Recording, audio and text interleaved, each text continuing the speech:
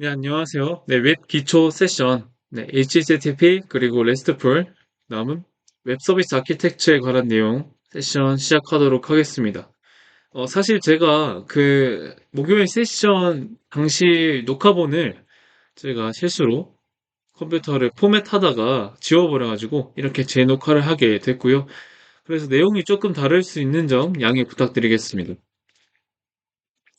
이번 세션의 목표는 내가 HTTP가 무엇인지, 그리고 어떠한 방식으로 통신을 하는지, 그 다음, RESTful 하다라는 것은 어떤 의미인지, 그 다음, 웹 서비스가 어떠한 구조로 동작하는지에 대한 내용을 다룰 예정입니다.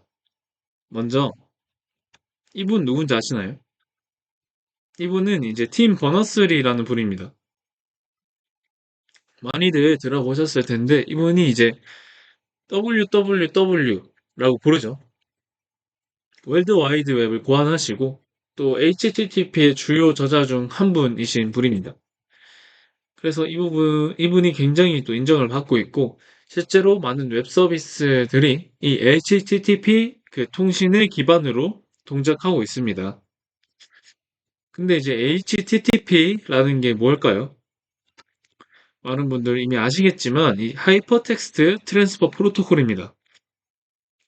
직역을 하자면, 텍스트를 전송하는 프로토콜이라고 볼 수가 있을 텐데, 그렇다면 하이퍼텍스트란 게 뭘까요? 하이퍼텍스트란 먼저 하이퍼링크를 알아야 합니다.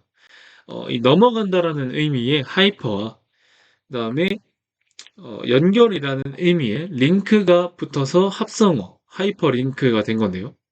이 하이퍼링크 많이 보셨을 텐데 보통 웹페이지 보시면은 이 파란색 글자 밑줄 쳐져 있는 파란색 글자 보이시죠? 많이 보셨을 거고 이거를 누르면 이제 다른 페이지로 넘어가게 되잖아요. 그래서 이게 저희가 하이퍼링크입니다. 그리고 하이퍼텍스트는 그러한 하이퍼링크를 통해서 서로 연결된 텍스트 형식의 문서를 뜻합니다. 그렇기 때문에 이 HTML 다들 아시죠? 이 HTML이란 거는 그 하이퍼텍스트를 구조화하기 위한 언어다. 그 하이퍼텍스트를 구성하고 만들어내기 위한 언어다라는 겁니다. 그러니까 프로그래밍 언어가 아니라는 소리를 듣는 거죠. 그래서 결론적으로 보면은 HTTP는 HTML을 전송하는 프로토콜이라고 보실 수도 있을 것 같아요.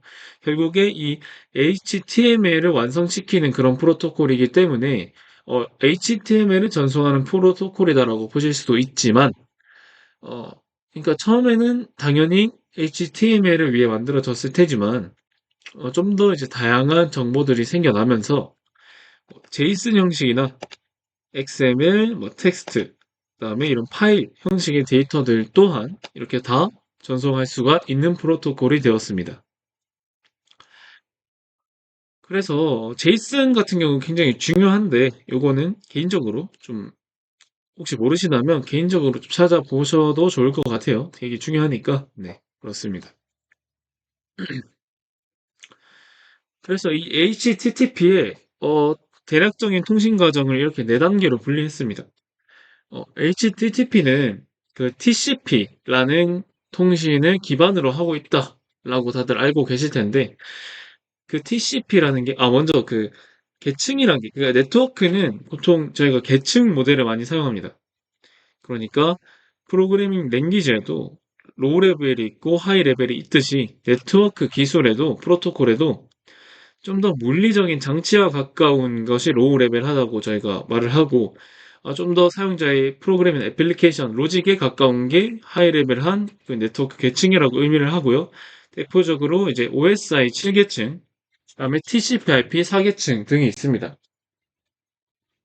네, 관련된 내용 이제 개인적으로 좀 더 조사해 보시면 좋겠죠. 하여튼 그래서 TCP 계층, TCP 프로토콜은 HTTP보다 좀 더 하위에 있는 그런 프로토콜입니다.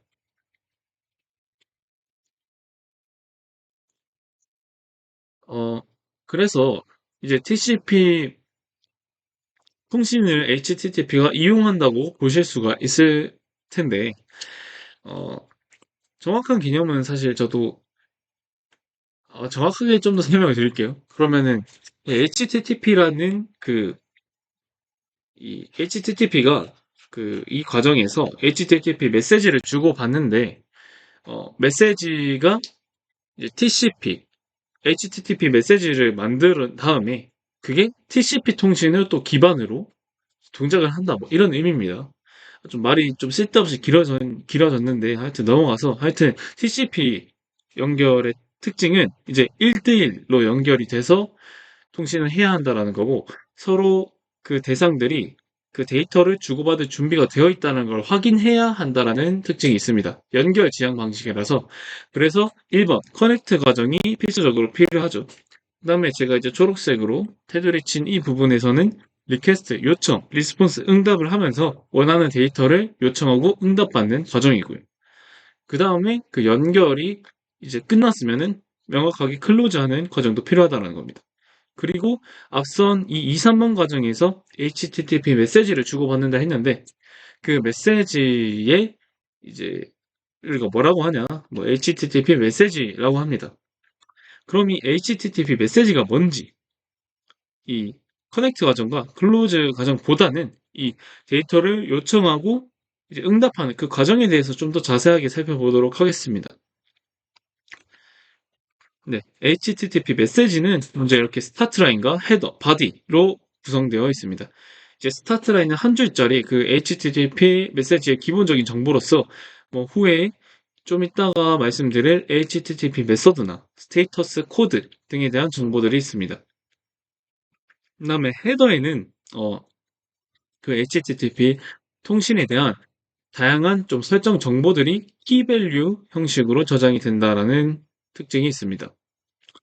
key-value 값이라는 거는 그 정보를 저장하는 단위를 의미하는데 그 key-value 값은 그 키를 가집니다. 그 값이 고유한 그 값에 고유한 다른 것들과 식별될 수 있는 키 값을 가지고 그 다음에 그에 대응되는 값을 가진다. 그와 연관되는 정보를 가진다. 왼쪽에 보시면 뭐 accept라는 키를 가진 이 키밸류 값이 있고 그 키밸류 값 안에는 text 슬래시 html이라는 정보가 저장되어 있다. 이런 식으로 헤더가 저장된다고 보시면 되고 종류는 이 네 가지가 있습니다. 제너럴 헤더는 이제 공통적으로 다 적용이 되는 헤더이고요. 그 다음에 리퀘스트는 당연히 리퀘스트에 리스폰스는 리스폰스에 사용되는 헤더입니다. 엔티티 헤더 같은 경우는 바디에 대한 좀 더 자세한 정보를 포함하는 헤더라고 합니다. 그 다음에 이 바디입니다. 이 바디에는 전달하고자 하는 그런 데이터들이 저장이 됩니다.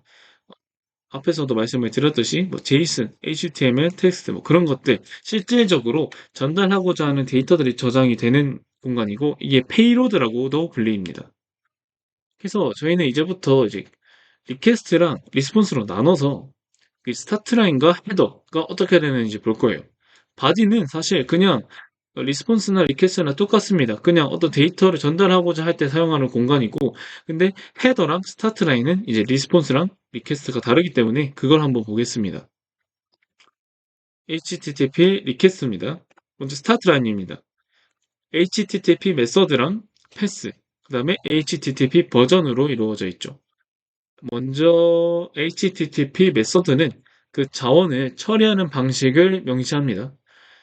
이건 좀 더 자세히 설명드릴게요. 그 다음에 패스 같은 경우는 그 앞전 세션에서도 언급을 하셨듯이 해당 자원을 식별할 수 있는 식별자를 이렇게 패스라는 이름으로 명시를 해 두는 겁니다. 죄송합니다.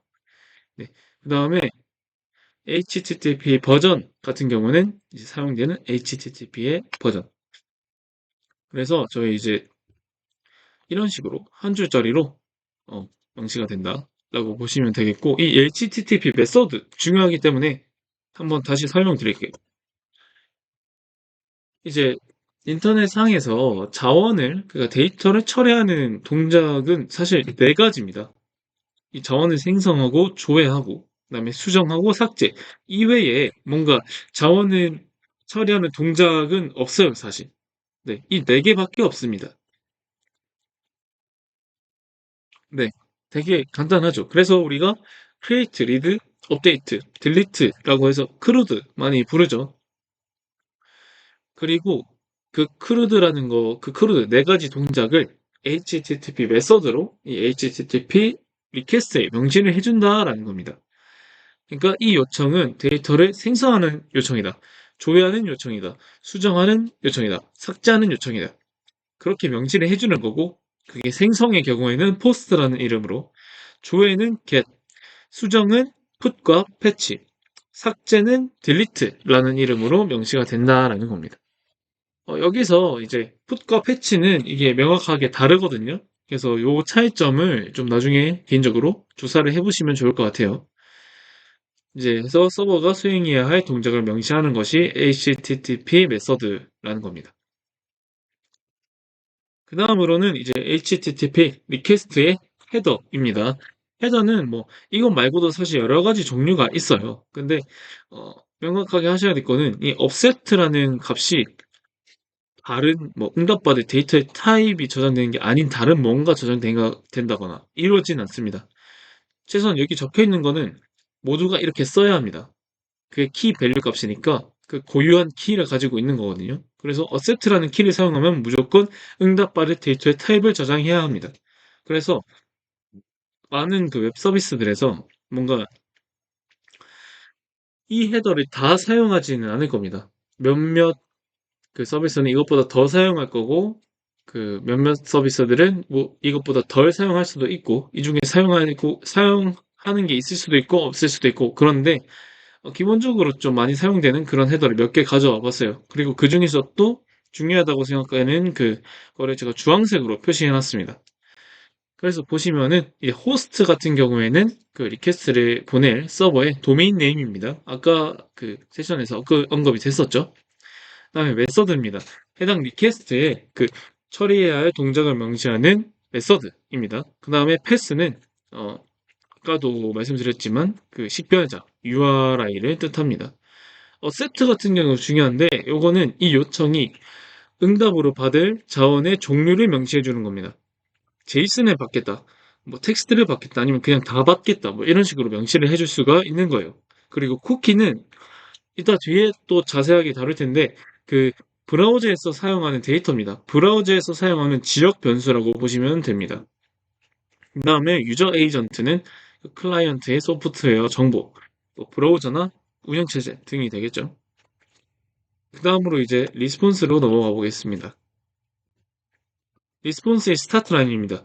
어, 일단 HTTP의 버전이 명시가 되고 그 다음에 스테이터스 코드가 명시가 되는데 이런 식으로 명시가 되죠. 근데 스테이터스 코드란 게 뭐냐? 스테이터스 코드는 그 HTTP 통신의 결과를 나타내는 코드입니다. 그래서 좀 더 자세히 볼게요.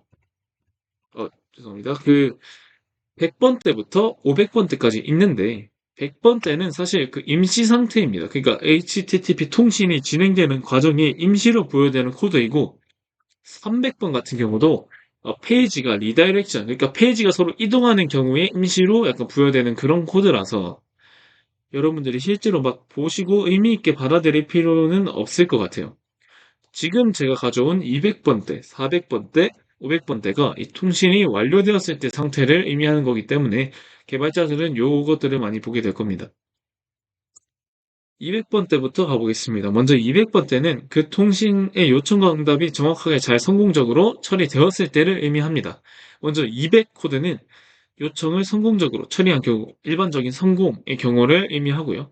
그다음에 201번 같은 경우는 그 요청이 포스트, 그러니까 생성하는 과정이었어서 새로운 리소스가 성공적으로 잘 생성된 경우를 의미합니다.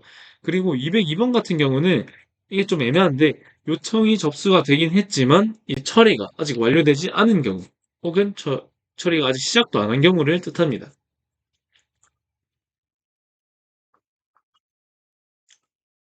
네. 그리고 400번대 같은 경우는 저희가 클라이언트 쪽에서 문제가 생겼을 때를 의미합니다. 어, 클라이언트라는 게 뭐 브라우저나 뭐 하여튼 요청에 관한 것에서 좀 문제가 생겼을 때를 의미하는 거겠죠. 그래서 400번대는 이 요청의 문법이 잘못된 경우를 의미합니다. 그리고 401번은 그러니까 이 리소스를 사용할 수 있는 저희가 권한을 부여해 줄 수가 있어요. 그럴 때 아예 권한이 없는 경우는 401번을 뜻하고요. 그다음에 권한이 있지만 그 권한에도 종류가 있잖아요. 뭐 어드민이 있고 그다음에 그 일반 유저가 있을 수 있고, 그리고 권한 자체가 만료가 되었거나 뭐 그런 경우가 있을 수 있습니다. 하여튼 그런 경우에 403번을 이제 스테이터스 코드로 부여한다라는 거고, 404번은 저희 많이 보셨을 거예요. 이게 해당 리소스를 아예 찾을 수 없는 경우를 의미하는데, 뭐 그 서비스가 아예 망해서 서버를 내렸거나, 혹은 너무 인터넷이 느려서 리소스를 제대로 받지 못한 경우를 의미하는 걸 수 있어요. 네, 그 다음으로는 500번대입니다. 500번대는 주로 서버에 문제가 발생한 경우를 의미합니다. 주로 뭐 리스폰스 쪽에 문제가 발생한 거겠죠, 그러면. 그게 이제 500번대 같은 경우는 500번은 이제 서버에 인터널 에러가 발생한 경우입니다. 그러니까 서버 프로그램을 저희가 이제 개발을 할 텐데, 보통 500번은 이제 로직의 문제입니다. 로직이 잘못돼서 이제 예외가 발생하는 경우, 오류가 발생하는 경우를 의미하고, 501번 같은 경우는 그 요청한 API를 URI에 대해서 서버의 동작을 아직 구현하지 않은 경우입니다. 그리고 502번은 저희가 이제 그 웹 서비스 같은 경우에 사용자가 많아지면 그 리소스 서버를 이제 여러 개 두기도 하거든요. 그럼 그 서버가 여러 개지만 결국에 클라이언트가 그 요청을 넣는 곳은 한 군데가 아닙니다. 그게 저희가 이제 프록시를 둔다라고 합니다. 중계자인데 중계자를 둬서 그 요청을 한 군데에서 받고 그 받은 요청을 받은 곳에서 여러 개의 리소스 서버에 적절하게 요청을 날려준다. 뭐 이런 구조를 리버스 프록시라고도 하는데, 하여튼 그러한 경우에 그 프록시가 뒷단 그 리소스 서버로부터 잘못된 응답을 받은 경우를 의미합니다. 뭐 그렇게 중요하진 않은 것 같아요. 그래서 스테이터스 코드는 HTTP 통신의 상태를 명시하는 코드다. 이렇게 이해하시면 좋을 것 같습니다. 리스폰스 헤더 보시겠습니다. 이게 서버 같은 경우는 그 요청에 응답하는 서버에 그 웹 서버 소프트웨어입니다. 뭐, 네, 이거는 사실 실제로 뜯어보면은 숨기는 경우가 많다고 합니다. 그리고 데이트 같은 경우는 이 응답이 완료된 시각, 그 다음에 expire, 이 응답이 날린 자원이 만료되는 시각, 유효한 시각을 의미합니다. 그리고 컨텐츠 타입, 이거는 이제 아까는 accept로 요청을 받을 데이터의 타입을 명시해 주었죠. 이거는 이제 자기가 응답으로 보내주는 데이터의 실질적인 타입을 명시해 주는 겁니다. 그리고 set 쿠키는 아까 말씀드렸던 브라우저 상에서 저장하는 지역 변수와도 같은 그 데이터를 서버에서 직접 설정할 수 있도록 해주는 헤더입니다. set 쿠키. 그래서 이제 한번 네이버 웹툰 웹페이지에서 HTTP 통신에 대한 이거를 좀 훔쳐보겠습니다. 네. 보시면은 이제 네이버 웹툰 페이지가 있습니다. 제가 웹툰을 좋아해서 한번 가지고 와봤고, 여기서 F12 한번 눌러보시면 이렇게 개발자 도구가 켜집니다. 그래가지고 보시면은 여기서 이제 네, 보통 이게 엘리먼트가 나올 겁니다. 근데 여기 네트워크 눌러주시고 네, 올에 가 있을 건데 이거 패치 눌러주시면 네, 이 페이지가 이 화면이 이 웹페이지가 네트워크를 통해서 주고받는 그런 요청과 응답을 관제할 수 있는 화면입니다. 그래서 한번 새로 고침 해보시면 여러 개가 막 뜹니다. 이 중에서 제일 위에 거 한번 볼게요. 네. 컴포넌트 물음표 타입 데일리 웹툰이라는 URL을 날리고 있습니다. 자, 이게 어떠한 데이터를 주고받은 걸지 페이로도 확인해 보겠습니다.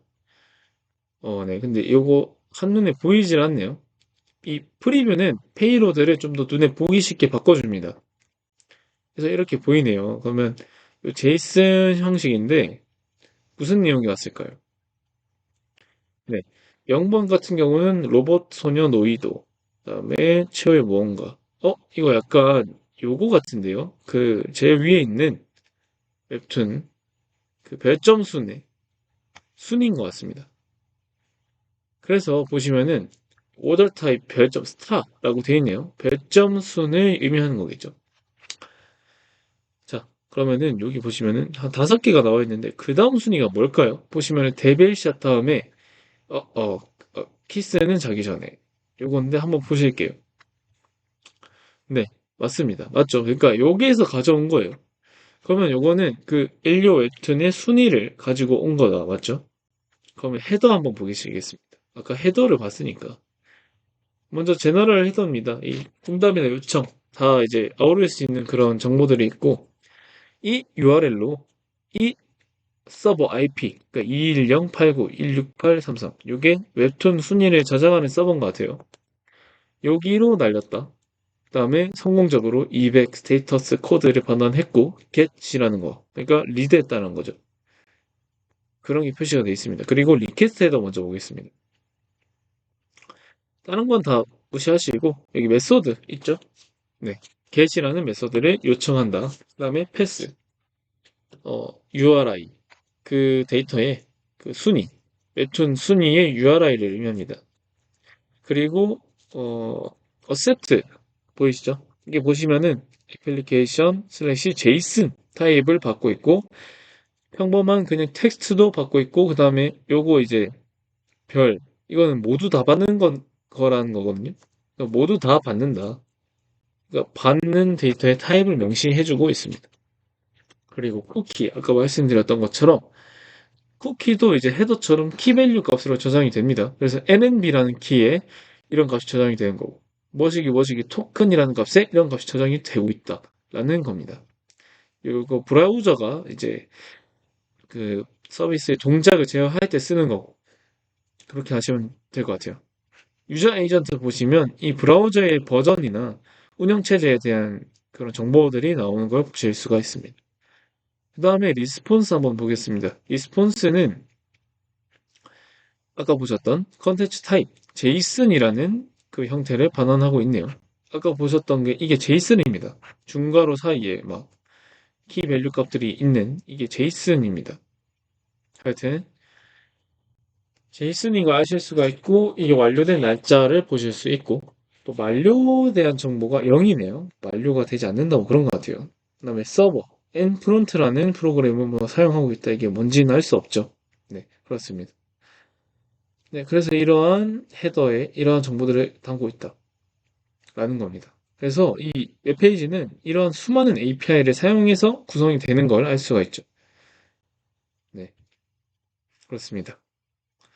그러면은 이번 실습은 여기까지 진행하도록 하겠습니다. 마저 다음 내용 진행하겠습니다. 자, 여러분 이분 아시나요? 이분 로이 필딩이라는 분인데 이 HTTP의 주요 저자 중 한 분이시기도 하고 또 이분이 낸 논문이 굉장히 화제가 돼서 많이 지금까지도 거의 모든 웹 서비스에 적용이 되고 있습니다. 그 논문입니다. Architectural Styles and the Design of Network-Based Software Architectures. 그러니까 이분이 사실 HTTP의 주요 저자기도 했기 때문에 이 월드와이드 웹상에서 HTTP를 사용하는 그런 네트워크 시스템에서 이제 동작하는 소프트웨어의 구조를 설계하는 방식을 제안하는 겁니다. 그러니까 설계 방법론이다. 뭐 이런 말입니다. 규칙 따위다. 뭐 그런 소리예요. 그러니까 그게 굉장히 잘 기술이 됐기 때문에 지금까지도 많이 사용되고 있다라는 거겠죠. 그게 REST라는 개념인 겁니다. 그래서 그 설계하는 방식이 REST인데 이 REST는 뭘까? 그 어원을 한번 보시면 Representational State Transfer라는 겁니다. 그러니까 인터넷상의 자원의 그 상태, 스테이트를 구분되게 표현해서 잘 전달하자. Representational 하게 전달하자라는 겁니다. 그러니까 저는 사실 이렇게 생각하거든요. 네트워크에서 가장 중요한 게 뭘까라고 생각을 하면은 저는 그 네트워크 안에 구성되어 있는 각 요소들이 명확하게 식별이 되는 게 가장 중요하다고 생각합니다. 서로 헷갈리면은 연결이란 게 있을 수 있을까요? 서로 명확하게 구분이 돼야 연결이 존재하는 거겠죠? 연결이라는 건 결국 다른 두 개체 사이에 존재하는 것이기 때문에 그래서 뭐 그런 얘기를 하고 있는 겁니다. 근데 그렇게 단순하게 끝날 얘기가 아니고 실제로 여러 가지 규칙들이 있는데 저는 이 중에서 한 5가지만 뽑아와 봤습니다. 그 중에 이 첫 번째부터 얘기를 한번 하려고 합니다. 요거 내용이 굉장히 길거든요. 그래서 제가 좀 가져와 봤습니다. 유니폼 인터페이스라는 거는 그 자원들은, 인터넷상의 자원들은 각각의 그 독립적인 인터페이스를 가진다라는 겁니다. 어, 인터페이스는 뭘까요? 인터페이스는 어떤, 어, TV를 볼 때, 리모컨이고, 컴퓨터를 사용할 때 키보드나 마우스를 뜻합니다. 그러니까 이 자원을 뭔가 사용할 수 있고, 접근할 수 있고, 다룰 수 있게 해주는 그런 규칙이자, 뭐, 도구 같은 걸로 보시면 될 것 같아요. 그래서 그 독립적인 인터페이스는 어떠한 특징을 가지고 있느냐라는 겁니다.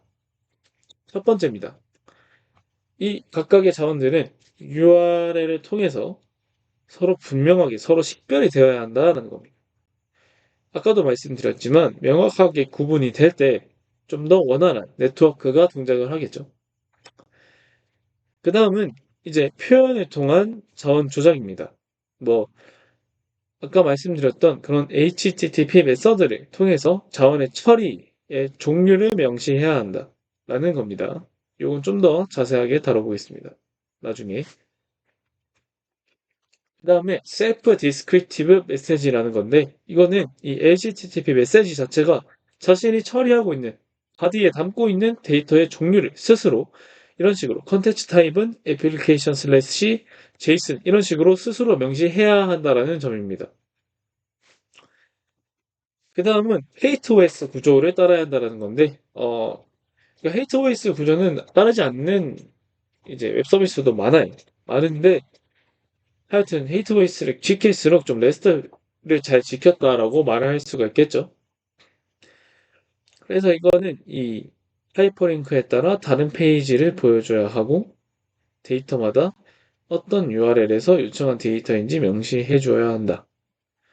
라는 건데, 하이퍼링크에 따라서 다른 페이지를 보여줘야 한다라는 거는 어, 당연한 거고 HTML 상에서 구현이 되는 거고 그 다음에 데이터마다 어떤 URL에서 요청한 데이터인지 그러니까 뭐 제가 아래 예시처럼 이런 식으로 그 리소스가 리스폰스 바디 속에나 이런 식으로 링크라는 속성에 그 리소스를 요청하는 해당 리소스를 요청하는 URL을 명시를 해줘야 된다는 거. 그리고 이 링크스 안에는 자기 자신을 요청하는 URL도 포함이 되지만 자기하고 연관된 다른 리소스를 요청하는 URL이 포함되는 것도 포함되기도 합니다. 네, 이제 유니폼 인터페이스에 대한 한 4가지 특성 잘 봤고요. 그 다음으로 스테이트리스를 보겠습니다. 이 스테이트리스라는 거는 작업을 위한 상태 정보를 따로 저장하고 관리하지 않는다라는 건데 이거 딱 보고 혹시 이해가 가시나요? 이게 좀 이해하기 힘드실 수 있고, 사실 저도 이것만 봤을 때 전혀 무슨 말인지 이해가 안 갔습니다.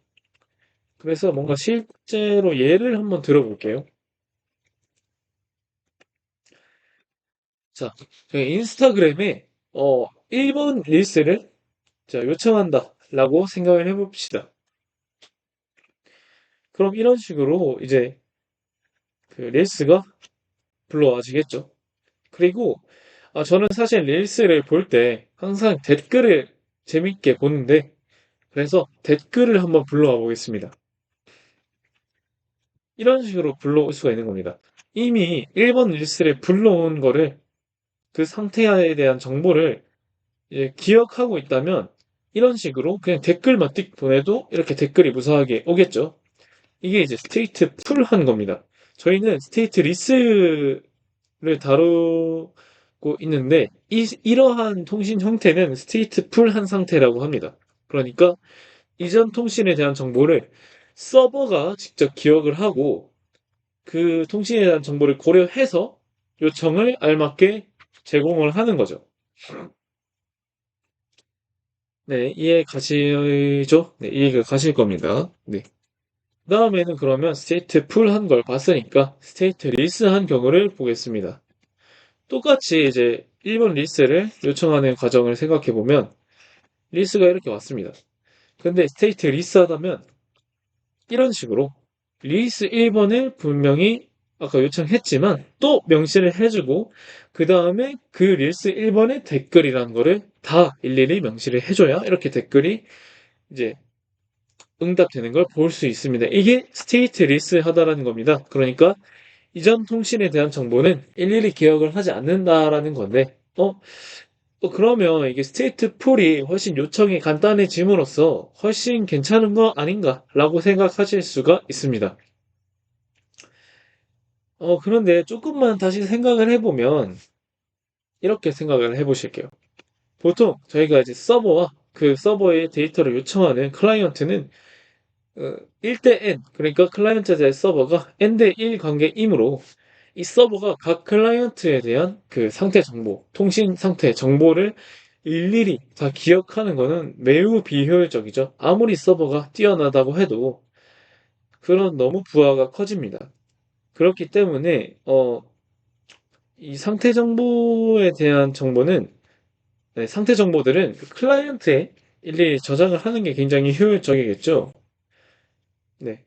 하여튼 그래서 서버에는 그걸 저장하지 않는다. 그러니까 이 모든 통신들은 HTTP 통신은 그 상태 정보를 일일이 기억하지 않는다라는 게 되는 겁니다.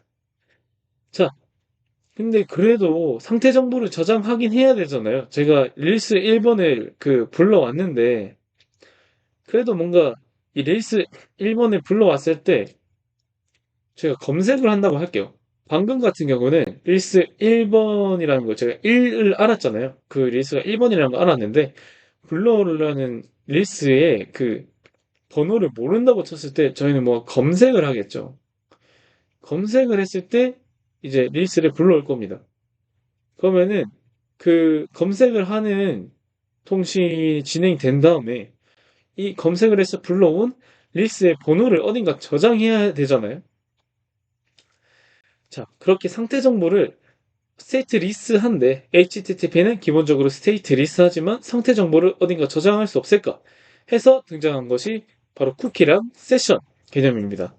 쿠키는 브라우저에서 로컬 변수, 지역 변수처럼 사용하는 데이터입니다. 키 밸류 값으로 저장이 되고 서버로부터 불러오는 값이나 사용자로부터 입력받은 값을 임시로 저장하는 역할을 수행합니다. 임시로 저장을 하면서 좀 더 서비스의 원활한 동작을 지원하죠. 세션은 어, 그런 쿠키하고 비슷합니다. 이런 상태 정보를 저장하는 데이터인데 서버에서 저장하고 관리하는 그런 정보들입니다. 근데 아까 말씀드렸지만 서버에 그런 상태 정보를 저장하면 되게 비효율적이라고 말씀을 드렸잖아요. 그렇지만 상태 정보 중에서 뭐 인증 인가와 같이 보안에 관련된 그런 예민한 문제들은 서버에서 관리를 해줘야 됩니다. 그래서 이 세션이라는 걸 두는데 그래서 쿠키는 굉장히 다양한 정보들이 많이 쓰이지만 세션에서는 너무 많은 값이 쓰이면 서버의 부하가 크기 때문에 보통 인증 인가, 뭐 로그인 이런 보안 관련된 중요한 그런 부분들만 이제 세션으로 처리를 한다라고 하시면 될 것 같습니다. 그리고 이 세션이라는 값도 결국 브라우저 상에서는 쿠키라는 값으로 바뀌어서 이렇게 또 사용이 되기 때문에 네, 쿠키를 많이 쓴다라고 하시면 좋을 것 같습니다.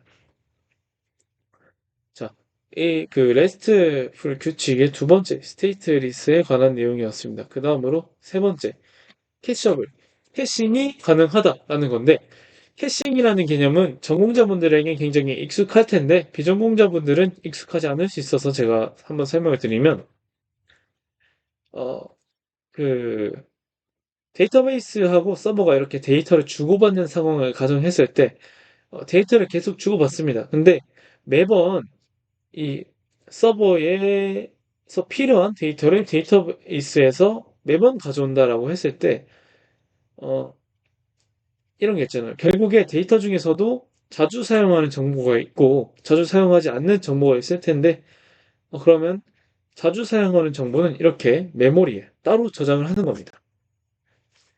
그리고 거기서 꺼내오면 훨씬 빠르겠죠. 외부에 있는 데이터베이스에서 가져오는 것보다 훨씬 빠를 겁니다. 그래서 이제 그런 것이 캐싱이라고 보시면 돼요. 자주 사용하는 정보를 좀 더 가까운 것에 미리 저장을 해놓고 사용하는 것. 그게 캐싱입니다. 그래서 저희는 뭐 레디스나 이런 작은 인메모리 방식의 데이터베이스를 사용하기도 합니다. 이건 나중에 또 조사해 보시면 좋을 것 같아요. 그 다음입니다. 그 다음은 이제 클라이언트 서버라는 건데, 이 클라이언트와 서버의 역할이 명확하게 나눠야 한다라는 특징입니다. 어, 클라이언트에서는 UI를 제공하고 사용자와의 상호작용을 처리하는 과정을 수행하고, 그 다음에 그 서버에서는 그 클라이언트가 필요한 데이터를 알맞게 저장하고 동작을 처리하는 것이 서버가 하는 역할이라고 보시면 될 것 같습니다. 왜 이렇게 서버하고 클라이언트를 분리하느냐? 그 이유는 일단 저희 트랙이 프론트하고 백으로 나뉜 것도 사실 이 클라이언트 서버 모델에 이제 기초한 거겠죠. 그렇기 때문에 이 사용자 UI를 구성하고 상호작용을 처리하는 것만으로도 배울 게 되게 많거든요. 그리고 데이터를 저장하고 관리하는 것만으로도 배울 게 되게 많고요. 그래서 이렇게 분리를 하게 되면 좀 더 효율적으로 역할을 분담할 수 있겠죠. 그리고 보통 일반적으로 클라이언트를 여러 개 두고, 클라이언트는 여러 개가 됩니다. 그리고 근데 서버는 하나, 이렇게 N 대 1의 구조를 가지거든요. 그래서 서버에서 데이터를 관리하기 때문에 서버는 하나잖아요. 그래서 데이터가 좀 더 안전하고 일정하게 관리될 수 있습니다. 자, 그리고 그 사용자가 는다고 했을 때, 이 클라이언트가 아무리 는다고 해도 결국에 데이터를 직접 처리하는 것은 서버이기 때문에 이 서버에 그 리소스를 투자하면 더 이제 그 확장을 이제 대처할 수 있겠죠. 그러니까 아무리 클라이언트가 늘어나도 서버 쪽에만 더 투자를 하면은 문제가 없다라는 겁니다. 그렇게 확장성을 보장한다라는 겁니다. 그 다음으로는 이제 계층형 구조를 레이어드 시스템. 그러니까 시스템이라는 거는 여러 계층으로 분리돼서 유연하게 제공이 된다.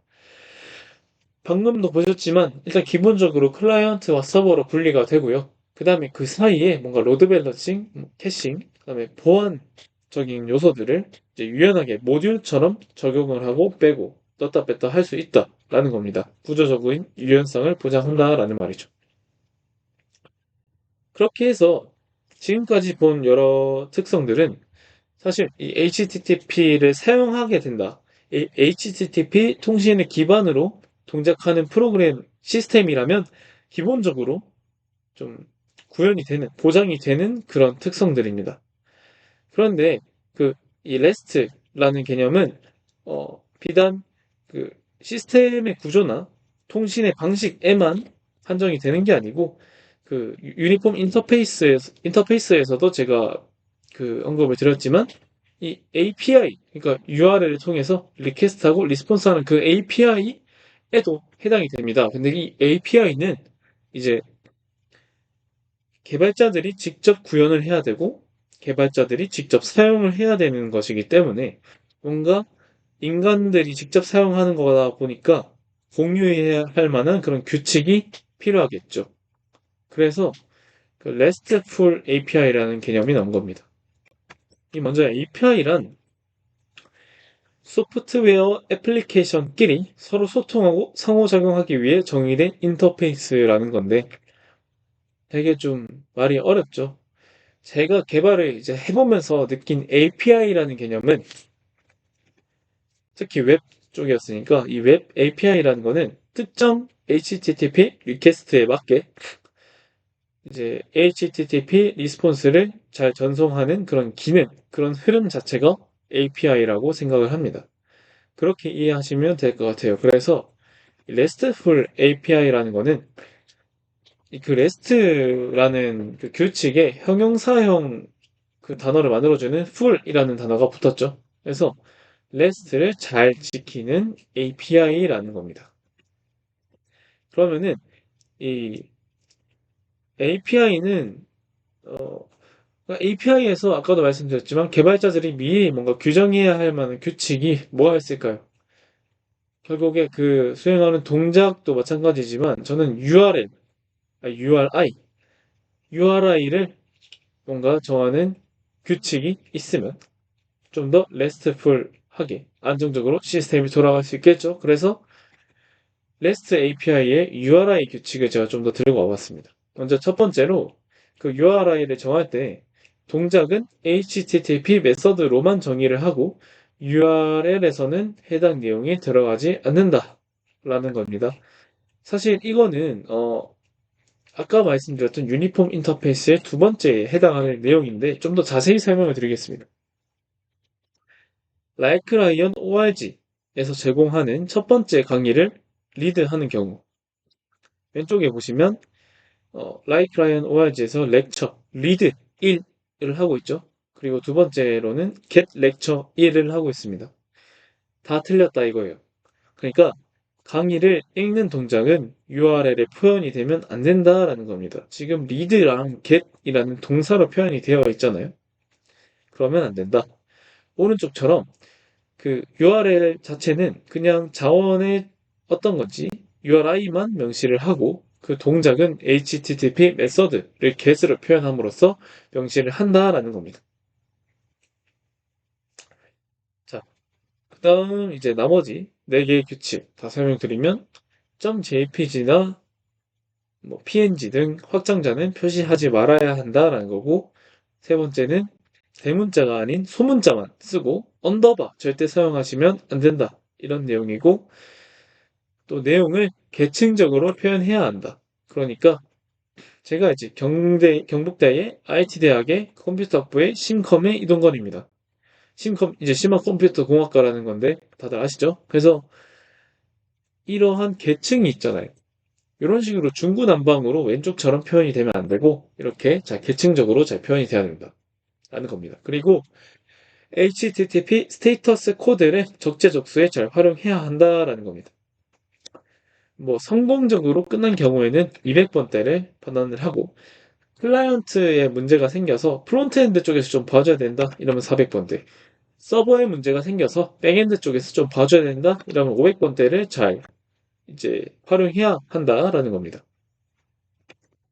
그래서 아까 봤던 그 네이버 웹툰 페이지의 URL을 한번 보면서 이게 레스트풀하게 설계가 되는지 한번 보겠습니다.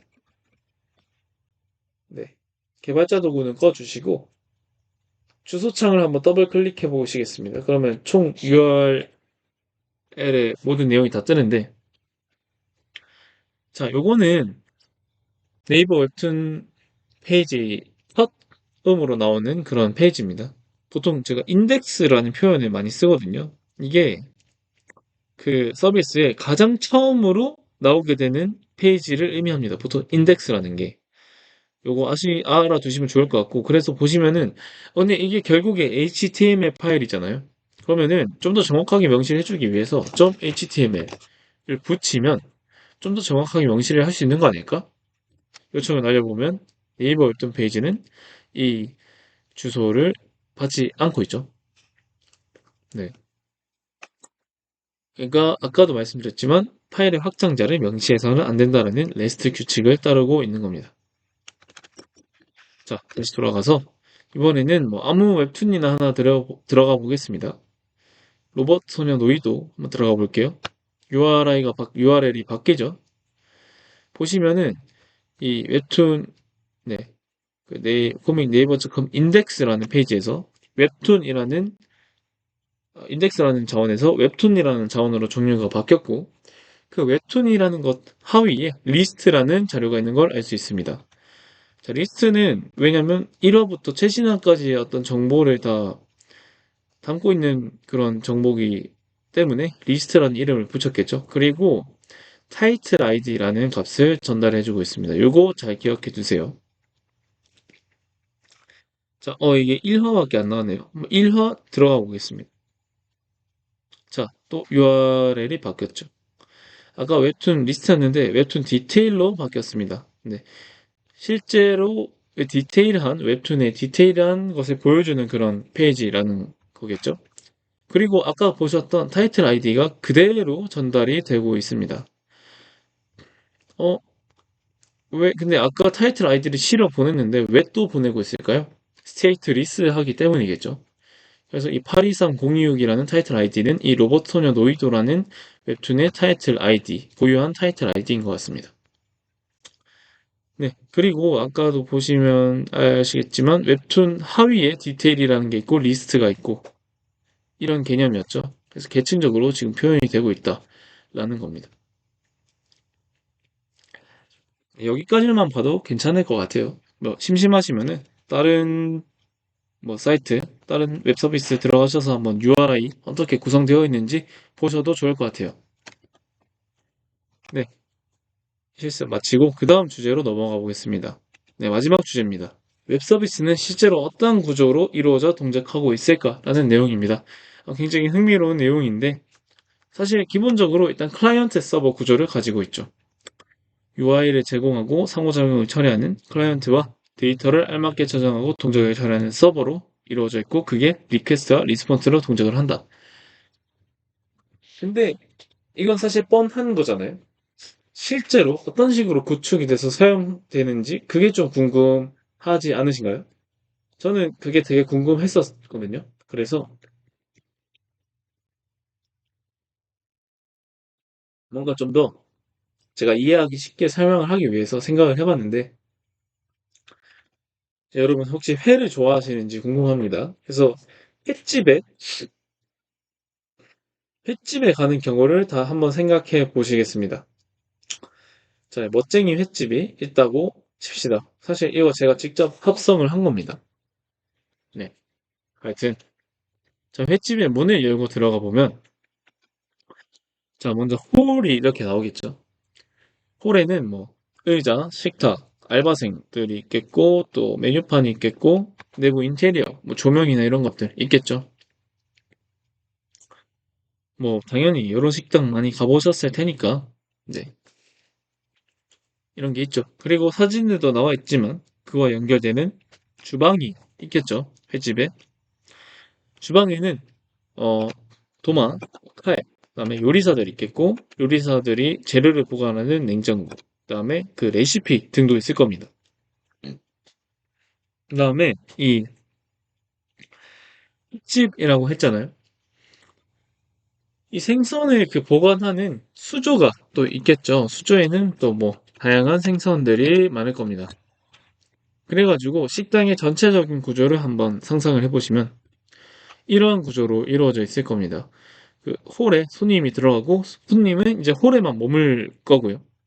그 홀에서는 손님이 주문한 음식을 아니 그 손님의 주문을 주방에 전달을 하고 주방에서는 요리사들이 그걸 전달받고 수조에서 알맞은 생선을 꺼내 와서 조리를 한 다음에 홀 알바생한테 다시 갖다 주겠죠. 네, 이런 구조를 가지고 있습니다. 근데 저희가 좀 더 개발자의 관점으로 생각을 해보시면 이 홀이라는 거는 손님에게 원하는 음식과 서비스를 제공하면서 상호작용하는 거라고 볼 수 있는데 다시 말하면 클라이언트, 그러니까 웹 서비스 사용자에게 UI와 UX를 제공하는 그런 프론트엔드 개발과 좀 유사하다고 보실 수 있을 것 같습니다. 주방 같은 경우에 주문된 음식의 재료를 준비하고 조리해서 음식을 제공하는 거는 요청에 맞게 데이터를 가공해서 제공하는 백엔드 개발과 좀 비슷한 부분이 있다. 그 다음에 음식들의 재료를 보관하는 수조는 이제 데이터를 저장하는 데이터베이스와 관련이 있다. 그래서 다시금 식당에 한번 구조를 보겠습니다. 네, 기억하셨죠? 그리고 제가 정말 간단한 웹 서비스의 아키텍처의 예시를 하나 보여드릴 텐데, 네, 이렇게 이루어져 있습니다. 저희 이제 리액트 배우고 스프링 부트 배우니까 제가 이런 식으로 표시를 해봤고, 이 웹 서비스라는 게 결국에 저 프론트엔드 네모 상자, 백엔드 네모 상자, 그다음에 데이터베이스 원통형 상자가 다 컴퓨터예요. 서버 컴퓨터들입니다. 이 세대의 서버 컴퓨터가 동작을 하는 거고 그것들끼리 서로 통신을 하는 건데 클라이언트가 이제 프론트엔드 서버에 이 서비스 접속을 하는 URL을 보내면 이제 프론트엔드 서버는 리액트가 동작하면서 그에 맞는 HTML을 내줍니다. 그리고 그 HTML을 내줄 때 그 HTML 내에 필요한 정보들을 백엔드 서버, 스프링 부트가 돌아가고 있는 서버에 요청을 하고 그 서버에서는 데이터베이스, MySQL이 돌아가고 있는 데이터베이스에서 알맞은 정보를 가지고 와서 잘 포장을 해서 이제 리액트한테 프론트엔드 서버에게 넘겨주면 그 프론트엔드 서버는 리액트가 돌아가면서 그 HTML에 적절하게 정보를 집어넣고 클라이언트에게 그 페이지를 보여주게 되는 겁니다. 이런 구조가 저는 아까 말씀드렸던 그 식당의 구조와 매우 유사하다고 보실 수 있겠죠. 네. 이해가 되셨을 거라 생각합니다. 네. 궁금하시면 뭐 저한테 따로 질문해 주셔도 괜찮습니다. 하여튼 그래가지고 네. 그리고 실제로 저희가 프로젝트 하게 되면은 요거 크게 다르지 않습니다. 요거는 저희가 그 작년 11기 때 제가 직접 참여했던 프로젝트고 대경권 연합 해커톤에 출전을 해서 그때 1등을 했던 프로젝트입니다. 근데 조금 뭐 복잡해 보이실 수도 있는데 그 약간 표현이 조금 다르게 됐을 뿐이지 아까 이거랑 크게 다르지 않습니다. 그래서 뭐 다른 요소들은 뭐 이거를 클라우드 그 서비스로 배포를 했다 뭐 이런 내용들이고 네, 설명드린 거랑 크게 다르지 않습니다. 그래서 이렇게 간단한 구조로 배포가 가능하다라는 거고요. 뭐 배포를 너무 어렵게 생각하시는 분들이 많으셔서 네, 이렇게 쉽게 할 수 있다라는 거를 설명드리는 겁니다. 물론 이제 실제 웹 서비스 같은 경우는 뭐 웹 서버, 웹 애플리케이션 서버, 그 다음에 로드 밸런싱, 뭐 캐싱, 메시지 큐, 그다음에 CI/CD, 뭐 빌드, 배포 자동화 이런 다양한 것들이 다 적용이 돼서 되게 복잡하지만 지금 저희는 어차피 해커톤에 나갈 거고 실제로 해커톤에서 몇몇 프로젝트들을 직접 배포하다 보면 자연스럽게 관심이 가고 아마 공부를 하게 되시지 않을까 생각을 해서 오늘은 이것들에 대한 자세한 내용은 또 설명을 드리지 않도록 하겠습니다. 그래서 웹 서비스 구조는 생각보다 단순하다라는 말씀을 드리고 싶었고요. 이거는 제가 이제 인터넷 서핑을 하다가 본 자료인데 너무 아름답게 너무 예쁘게 그 구조가 잘 표현이 되어 있더라고요. 근데 이게 조금 복잡해 보이실 수 있어도 실제로 보시면은 저희 멋쟁이 사자처럼 해서 이번 12기에서 준비한 세션의 내용들입니다. 그러니까 여러분들은 프론트엔드, 백엔드 세션을 완료하시면 이 구조를 다 이해하실 수가 있을 거고 또 구축도 하실 수 있을 겁니다. 그게 저희 운영진들의 지금 목표이고요. 그래서 앞으로 이제 세션별 트랙이 시작이 되면은 여러분들이 잘 따라와 주시면 어, 잘 따라와 주셔가지고 꼭 이 구조들을 명확하게 잘 완벽히 이해를 하고 또 구축까지 하실 수 있는 네, 그런 시간이 됐으면 좋겠다라는 게 제 개인적인 바람입니다. 그래서 오늘 준비한 내용은 여기까지 말씀드리도록 하겠습니다. 혹시 더 궁금하신 내용 있거나 하시면은 제 개인적으로 카톡 주셔도 좋고 뭐 단체 톡방에 말씀을 주셔도 좋기 때문에 언제나 편하게 질문해 주시면 감사드리겠습니다. 네, 여기서 끝 마치도록 하겠습니다. 감사합니다.